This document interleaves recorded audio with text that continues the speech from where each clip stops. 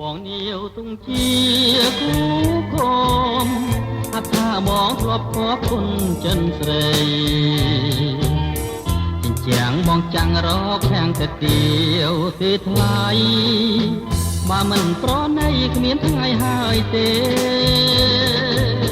ប្រអីប្រប្រើចាំមើលបំណងតើត្រី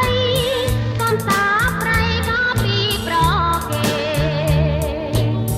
ធ្វើមិនសម្រាញ់មកដាច់ចិនបងពីណាតែងលោកមកទេពេញស្រុកបងខ្មុំហុំនេះហើយដែលជាបន្តខ្ញុំមកជាដល់ព្រាតក៏ដំជាខ្សែមង្គលកំកចិត្តមុំតែប្រច្រឡំថាជារឿងស្នេហាក៏តែហ៊ានថ្លៃអន្ក្រែងរអាដល់ចិន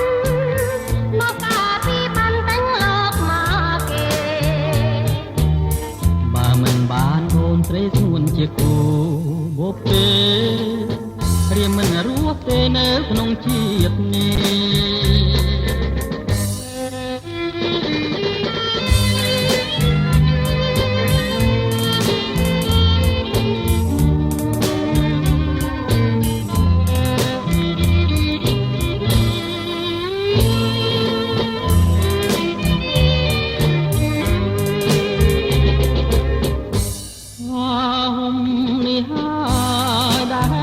បន្តខ្ញុំមកជាដល់ព្រះធម៌ដំជាខ្សែមង្គលកំកចិត្តមុំ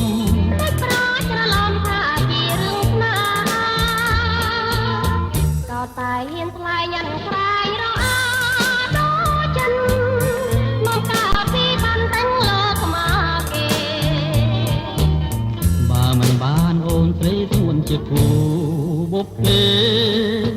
រៀមមិនរស់ទេនៅក្នុងជាតិ